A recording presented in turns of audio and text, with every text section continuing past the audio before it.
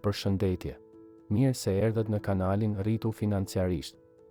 Këtu flasim për mënyra të thjeshta dhe të kuptueshme se si të menaxhojmë më mirë paratë tona, si të fitojmë më shumë dhe si të ndërtojmë një jetë më të qetë e të sigurt financiarisht. Poshtë në përshkrim do gjeni një link ku mund të shihni si investoj vetë në mënyrë të sigurt dhe afatgjatë. Por si gjithmonë, dua t'ju kujtoj një gjë shumë të rëndësishme: mos merrni vendime për investime vetëm nga ajo që dëgjoni në internet. Flisni gjithmonë me një ekspert financiar, sepse çdo situatë është ndryshe dhe përgjegjësia është gjithmonë personale. Sot do flasim për diçka që i prek të gjithë. Të gjithë ne që çdo muaj presim pagën, por shumë herë nuk e kuptojmë ku humb ajo. Temën e sotme e kam titulluar: Si të menaxhosh pagën çdo muaj pa stres. Në këtë video do flasim për një metodë të thjeshtë, të provuar dhe të kuptueshme, që quhet metoda 50-30-20. Por mbi të gjitha, do flasim për mënyrën se si ta ndryshosh mendësinë ndaj pagës tënde. Në fillim dua të them këtë: paga jote është mjeti që të lejon të jetosh sot, por është edhe baza për të ndërtuar të ardhmen tënde nesër.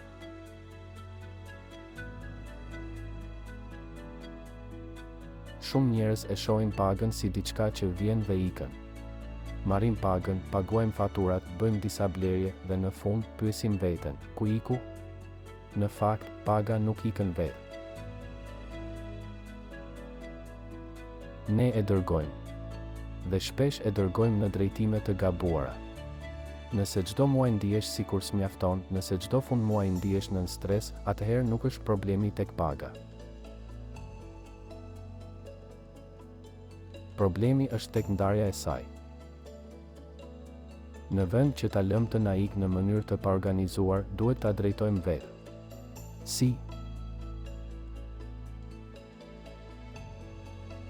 Duke përdorur metodën 50-30-20. Metoda është shumë e thjeshtë. Kur të marrësh pagën, ndaje menjëherë në 3 pjesë: 50% për nevojat bazë, 30% për dëshirat dhe 20% për kursime ose investime. Le ta shpjegojmë me shembuj konkret që çdo shqiptar ta kuptojë qartë.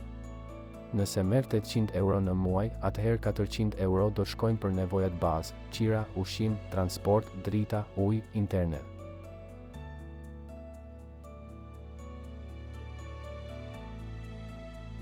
Gjërat pa të cilat nuk jeton dot. Pastaj 240 euro mund t'i përdorësh për dëshirat, për kafe, veshje, dalje, qetësi shpirtërore. Dëshira që ta bëjnë jetën të bukur, por që duhet të kenë kufi. Dhe 160 euro të mbetura janë për kursime ose investime. Kjo është pjesa më e rëndësishme, sepse është pjesa që të ndryshon jetën në të ardhmen. Në fillim mund të duket e vështirë.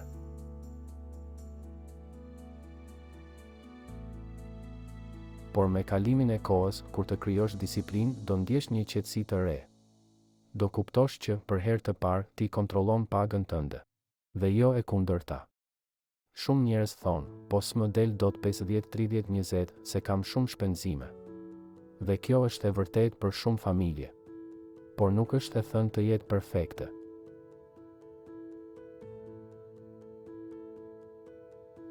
Mund ta fillosh me 70-20-10, 70 për nevoja, 20 për dëshira dhe 10 për kursime. E rëndësishme është të fillosh. Më vonë, kur rriten të ardhurat ose ulen shpenzimet, e ndryshon përqindjen. Por më e rëndësishmja është që ta ndash. Sepse kur i ndan, i jep qëllim çdo euroje që ke. Një nga gabimet që bëjmë më shpesh është kjo: presim të shohim çfarë na mbetet në fund të muajit për të kursyer. Dhe çfarë ndodh?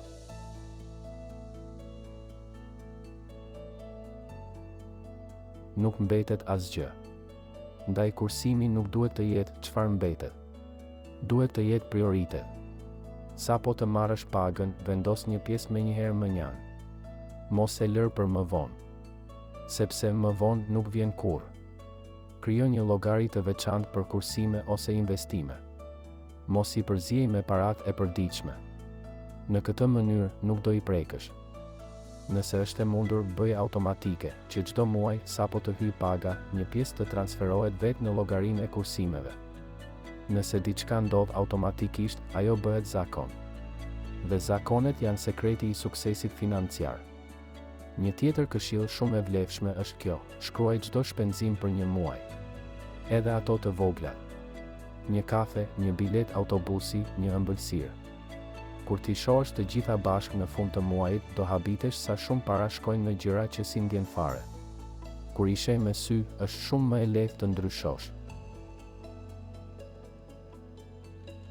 Nëse jeton në familje, mos e bëj vetë.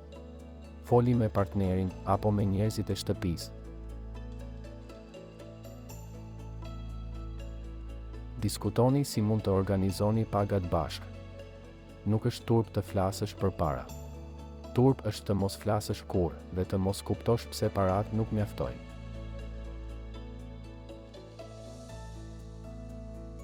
Kur familja bashkëpunon, shpenzimet bien dhe siguria rritet. Një pjesë tjetër që shumë e harrojnë është fonda i emergjencës. Kjo duhet të jetë pjesë e 20% të kursimeve. Një shumë që të mbulon të paktën 3 deri në 6 muaj shpenzime, për çdo rast të papritur, sëmundje, humbje pune, apo diçka që nuk e ke planifikuar. Ky fond është si jas të kujit financiar. Të mbron nga paniku dhe të jep qetësi. Nëse e zbaton metodën 50-30-20 për disa muaj rresht, do shohësh që ndjenja e mungesës fillon të zhduket. Do ndjesh më shumë kontroll dhe më pak stres. Do ndalosh së pyeturi ku shkoi paga ime, sepse do e dish. Do e kesh ndar vetë. Nëse do ta përmirësosh edhe më shumë, vendos qëllime mujore. Për shembull, këtë muaj dua të kursej 100 euro. Tjetrin, dua të mos blej gjëra të panevojshme. Të tretin, dua të vendos një shumë në investime. Kur ke qëllime të vogla, motivimi rritet. Sepse çdo herë që e arrin, truri yt e ndjen suksesin. Dhe kërkon ta përsërisë. Dua të them edhe diçka që shpesh e harrojmë: paga nuk është gjithçka. Paga është mjet. Qëllimi është si e përdor. Ka njerëz që fitojnë shumë, por s'kan asgjë të kursyer. Ka të tjerë që fitojnë pak, por kanë kursime, investime dhe paqe. Nuk është çështje shume.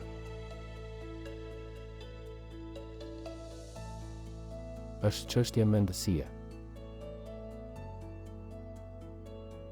Nëse ndonjëherë ndihesh keq sepse s'mund të kursesh shumë, mos e krahaso veten me askën.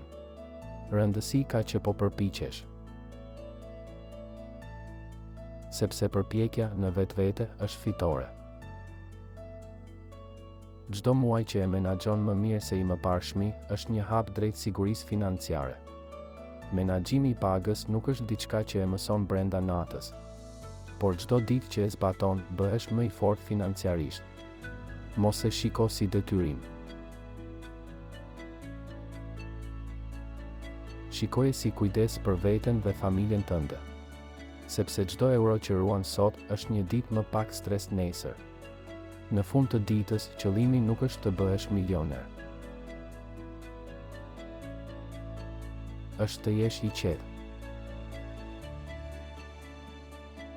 Të kesh kontroll.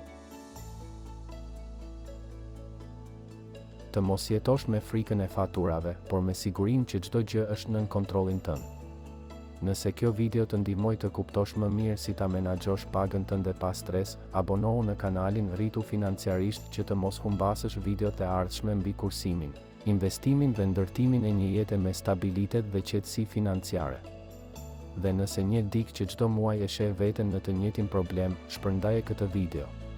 Sepse ndoshta është pikërisht ajo që i duhet për të rifilluar me besim.